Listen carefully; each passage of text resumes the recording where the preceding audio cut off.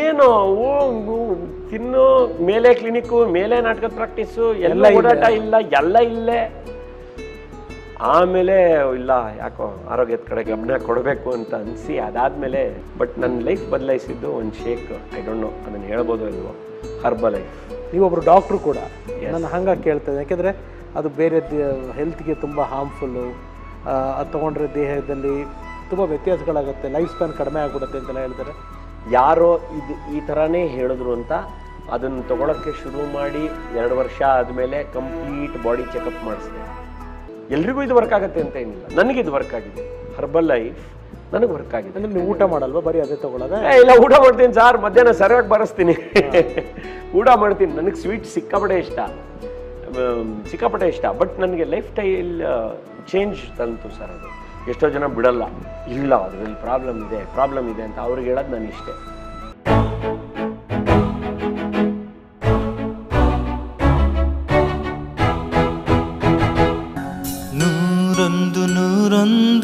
ಅವಾಗ ಇನ್ನೂ ಚೆನ್ನಾಗಿದ್ದೆ ಅವಾಗ.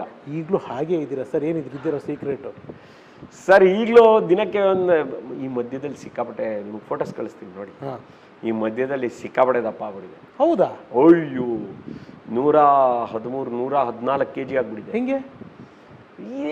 ಏನು ತಿನ್ನು ಮೇಲೆ ಕ್ಲಿನಿಕ್ಕು ಮೇಲೆ ನಾಟಕದ ಪ್ರಾಕ್ಟೀಸು ಎಲ್ಲ ಓಡಾಟ ಇಲ್ಲ ಎಲ್ಲ ಇಲ್ಲೇ.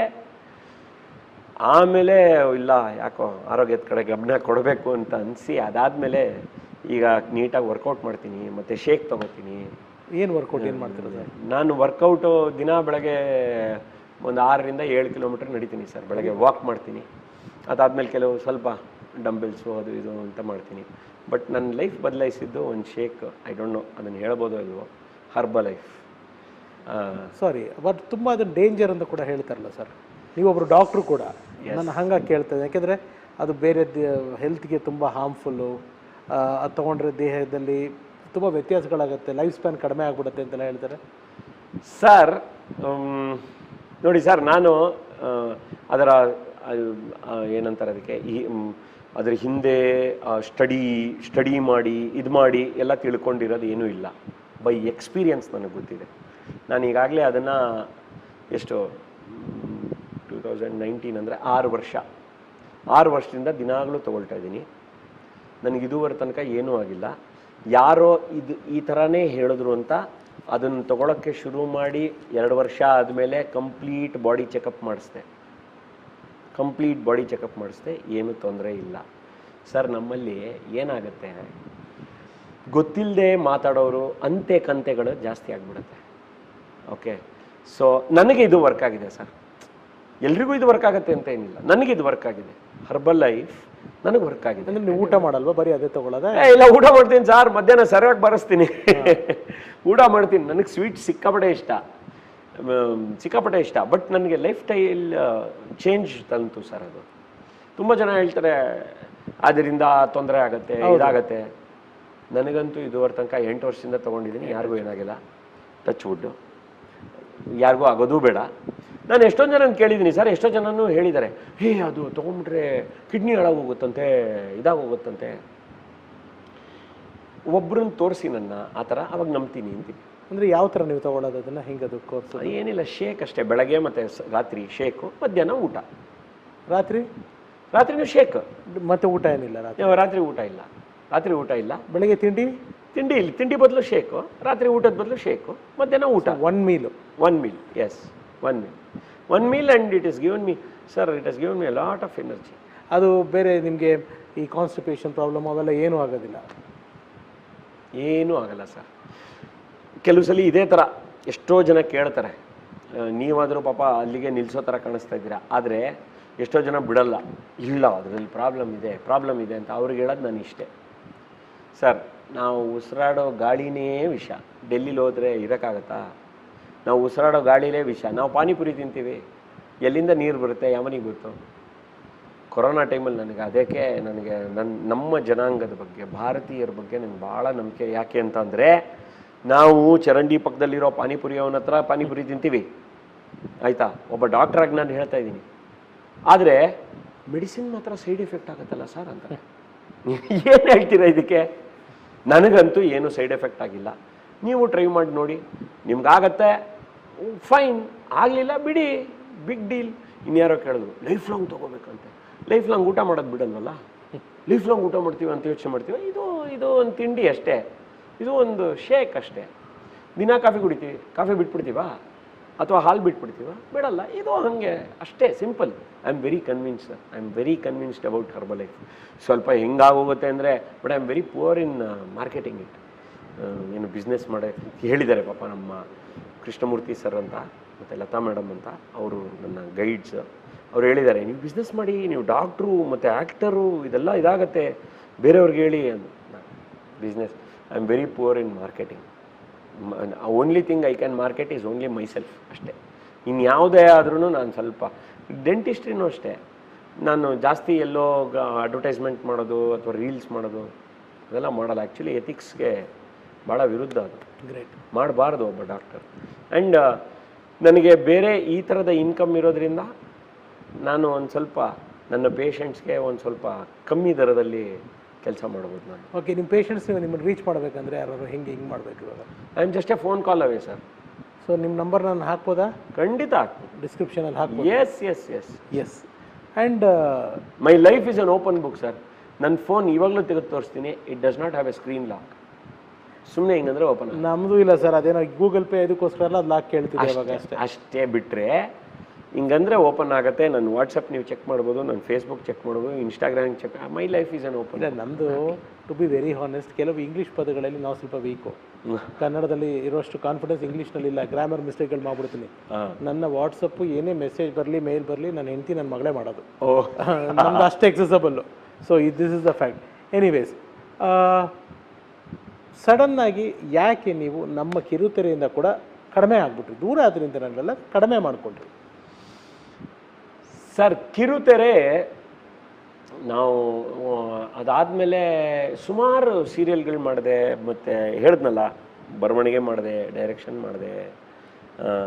ತರರಂಪಂ ಬಗ್ಗೆ ಹೇಳಲೇಬೇಕು.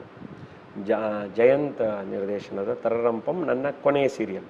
ಕೊನೆಯದು ಅನ್ಬಿಡಿ sir, latest serial. Latest, yes. Okay, ಅಲ್ಲ ಇತ್ತೀಚಿನ ಬೇಡ, ಇತ್ತೀಚಿಂದು. ಓಕೆ ಓಕೆ, ನೀವು ಇತ್ತೀಚೆಗೆ ಕಾಣಿಸ್ಕೊಂಡಿದ್ದು? ಇತ್ತೀಚೆಗೆ ಕಾಣಿಸ್ಕೊಂಡಿದ್ದು ಅದರಲ್ಲಿ ಕೊನೆಯದಾಗಿ ಅಲ್ಲ, ಲೇಟೆಸ್ಟ್ ಸೀರಿಯಲ್. ಓಕೆ, ಲೇಟಾಗಿ ಬಂದರೂ ಲೇಟೆಸ್ಟ್ ಆಗಿ ಬಂದಿದ್ದು ಅಂತ. ಸೊ ಅದರಲ್ಲಿ ಹೆಂಗೆ ಅಂದರೆ, it was a comedy serial. And ಆ comedy serial every day episodes, ದಿನಕ್ಕೊಂದು ಎಪಿಸೋಡು, ಆ ಥರದ್ದೆಲ್ಲನೂ ಮಾಡಿ ಕಲರ್ಸಲ್ಲಿ ಬಂತು. ತುಂಬ ಚೆನ್ನಾಗಿ ಇದಾಯಿತು. ಅದಾದಮೇಲೆ ಒಂದು ಸ್ವಲ್ಪ ಸಿನಿಮಾ ಮಾಡಬೇಕು ಅನ್ನೋದು ಬಂತು ನಮ್ಮ ಟೀಮ್ಗೆ. ನಾನು, ಜಯಂತ, ಗಿರಿ ಮತ್ತು ನಮ್ಮ ಗಿರೀಶ್ ಶಿವಣ್ಣ. ಗಿರೀಶ್ ಶಿವಣ್ಣ, ಹೌದು. ಅಯ್ಯೋ ಸಿಕ್ಕಾಪಟ್ಟೆ, ನನಗೂ ತುಂಬ ಒಳ್ಳೆ ಗೆಳೆಯ ಆತ. ಸೊ ನಾವೆಲ್ಲ ಒಂದಷ್ಟು ಸಿನಿಮಾಗಳು ಮಾಡಬೇಕು ಅಂತ ಅವಾಗ ತುಂಬ ಓಡಾಡಿದ್ವಿ ಆ ಟೈಮ್ನಲ್ಲಿ. ಸೊ ಆವಾಗ ಒಂದು ಸ್ವಲ್ಪ ಅಭದ್ರತೆ ಕಾಡಕ್ಕೆ ಶುರು ಆಯಿತು. ಸೊ ಈ ಕಡೆ ಕ್ಲಿನಿಕ್ಕೂ ಇಲ್ಲ, ಮದುವೆ ಬೇರೆ ಆಗಿದೆ, ಇನ್ನೇನು ಮಗ ಹುಟ್ಟೋ ಟೈಮು, ಈ ಥರ ಇದ್ದಾಗ ಇದೆಲ್ಲ ಆಗತ್ತೆ ಅಂತ. ಬಟ್ ಯಾವತ್ತೂ ಸಾಂಸ್ಕೃತಿಕ ಟಿ ವಿಯಿಂದ ಸ್ವಲ್ಪ ದೂರ ಆಗಿದ್ದರು, ಸಾಂಸ್ಕೃತಿಕವಾಗಿ ಯಾವತ್ತೂ ನಾನು ಕಳ್ಕೊಂಡಿಲ್ಲ. ಯಾಕೆ ಅಂತ ಅಂದರೆ ಆವಾಗ ನನಗೆ ಶಾಲೆಗಳಿಂದ ಕೇಳಕ್ಕೆ ಶುರು ಆಯಿತು, ಮತ್ತು ಬಿಂಬದ ಕೆಲಸಗಳು ಜಾಸ್ತಿ ಆಯಿತು. APS ಆಚಾರ್ಯ ಪಾಠಶಾಲಾ ಇರ್ಬೋದು, ಅಥವಾ ಚಿತ್ರಕೂಟ ಶಾಲೆ ಇರ್ಬೋದು, ಈ ಥರದ ಶಾಲೆಗಳು ನೀವು ಯಾಕೆ ನಮ್ಮ ಮಕ್ಕಳಿಗೆ ಬಂದು ನಾಟಕ ಹೇಳ್ಕೊಡ್ಬಾರ್ದು ಅಂತ. ಆಮೇಲೆ ಆವಾಗ ನಾನು ಯೋಚನೆ ಮಾಡ್ತಾಯಿದ್ದೆ, ನಾಟಕ ಅನ್ನೋದು ಒಂದು ಬರೀ ಮನೋರಂಜನೆ ಅಲ್ಲ. ವಿಜಯನಗರ ಬಿಂಬ ಹುಟ್ಟಿರೋದು ಮಕ್ಕಳ ಮನೋವಿಕಾಸಕ್ಕಾಗಿ, ಅಥವಾ ವ್ಯಕ್ತಿತ್ವ ವಿಕಸನ. ಸೊ ಥಿಯೇಟರ್, ನನ್ನ ಪ್ರಕಾರ ಥಿಯೇಟರ್ ಅನ್ನೋದು ಒಂದು ಸಾಫ್ಟ್ವೇರ್ ಇದ್ದಂಗೆ. ನಾವೆಲ್ಲ ಹಾರ್ಡ್ವೇರು, ಮಕ್ಕಳು ಒಂದು ಹಾರ್ಡ್ವೇರು. ನಾವು ಆ ಸಾಫ್ಟ್ವೇರ್ನ ಅದಕ್ಕೆ ಹಾಕ್ತೀವಷ್ಟೇ. ಹಾಕಿದ್ದೀವಿ. ಇವಾಗ ವರ್ಡ್, ಮೈಕ್ರೋಸಾಫ್ಟ್ ವರ್ಡ್ನ ಕಂಪ್ಯೂಟರ್ಗೆ ಹಾಕ್ತೀವಿ. ಅದರಲ್ಲಿ ನೀವು ಕವನ ಬರಿತೀರಾ, ನಾನು ಲೆಕ್ಕ ಬರಿತೀನಿ, ಅಥವಾ ಇನ್ನೊಬ್ಬ ಅವನ ಕತೆ ಬರೀತಾನೆ, ಇನ್ನೊಬ್ಬ ಸಿನಿಮಾ ಬರೀತಾನೆ, ಇನ್ನೊಬ್ಬ ಇನ್ನೇನೋ ಬರೀತಾನೆ.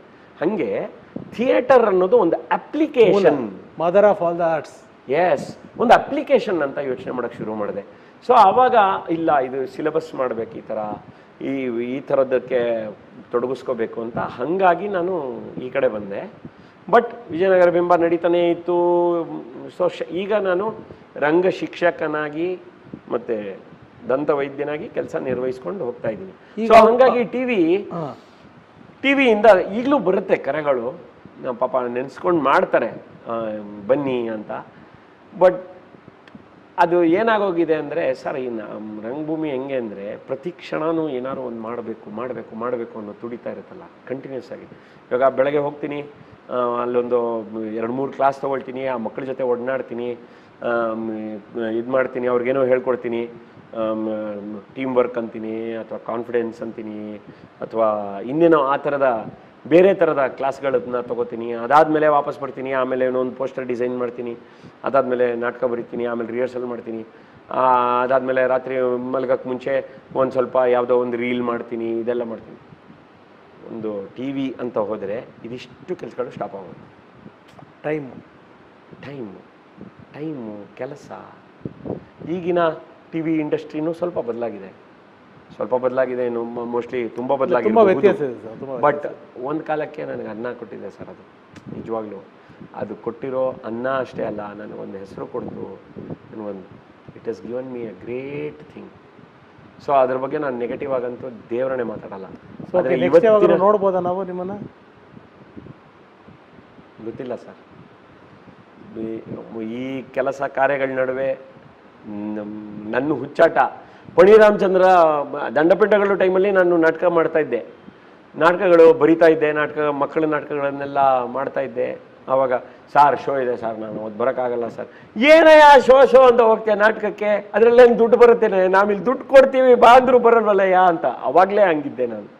ಸೊ ಆ ಥರದ್ದು ಕೆಲವೆಲ್ಲ ಇರೋದ್ರಿಂದ ನಾನು ಯಾವತ್ತೂ ಇಲ್ಲ, ನೆವರ್ ಎಗೈನ್ ಅಂತ ಯಾವುದಕ್ಕೆ ಕಾರಣಕ್ಕೂ ಹೇಳಲ್ಲ. ಯಾಕೆಂದರೆ ಗೊತ್ತಿಲ್ಲ ಸರ್. ಸೊ ನಾನೊಬ್ಬ ಡೆಂಟಿಸ್ಟಾಗಿ, ಒಬ್ಬ ನಾಟಕದ ಮನೇಲಿ ಹುಟ್ಟಿದವನು, ಆಮೇಲೆ ಡೆಂಟಿಸ್ಟಾಗಿ ಮತ್ತು ರಂಗಶಿಕ್ಷಕನಾದೆ. ನನ್ನ ಲೈಫ್ ಹೆಂಗೆ ಕರ್ಕೊಂಡು ಹೋಗ್ಬಿಡ್ತು. ಫೇಮ್ ಕೊಟ್ಬಿಡ್ತು, ಇದ್ದಕ್ಕಿದ್ದಂಗೆ ಫೇಮ್ ಕೊಟ್ಬಿಡ್ತು, ದುಡ್ಡು ಕೊಟ್ಬಿಡ್ತು, ಮತ್ತು ಒಳ್ಳೆ ಬಾಳ ಸಂಗಾತಿ ಕೊಡ್ತು, ಮಗ ಆದ. Life has been very beautiful. ಅಪ್ಪ ಕೋಆರ್ಡಿನೇಟ್ ಮಾಡ್ತಾರೆ, ಯೂನಿವರ್ಸಿಟಿ ಜೊತೆ ಓಡಾಡ್ತಾರೆ, ಡಿಪ್ಲೊಮೋದು ಕೆಲಸಗಳು ಮಾಡ್ತಾರೆ, ಇದು ಮಾಡ್ತಾರೆ, ನಾಟಕಕ್ಕೆ ಅಂತ ಅಂದರೆ ಫೋನ್ ಮಾಡಿ ಕರೀತಾರೆ. ಅಮ್ಮ ಕಾಸ್ಟ್ಯೂಮು ಅದು ಇದು, she's A costume designer, costume ಇದೆಲ್ಲ ಮಾಡ್ತಾರೆ. ನಾನು ಡೈರೆಕ್ಟ್ರು, ಆ್ಯಕ್ಟ್ರು, ನನ್ನ ತಂಗಿ ಡೈರೆಕ್ಟ್ರು, ಆ್ಯಕ್ಟ್ರು, ಕೊರಿಯೋಗ್ರಾಫರು, ಮತ್ತು ಈ ಥರ ಎಲ್ಲ ಇದ್ದ ಕುಟುಂಬದಲ್ಲಿ ಬೃಂದ ಬರ್ತಾಳೆ. ಬೃಂದ ಬಂದ್ಬಿಟ್ಟು ಅವಳು ಡೈರೆಕ್ಟರ್ ಆಗ್ತಾಳೆ, ಇದೆಲ್ಲ ಆಗ್ತಾಳೆ. ನನ್ನ ಮಗ ಹುಟ್ಟುತ್ತಾನೆ, ನನ್ನ ಹೆಂಡತಿ ಒಂದು, ಅವನು ಸ್ಪೋರ್ಟ್ಸ್ಗೆ ಹೋಗಬೇಕು.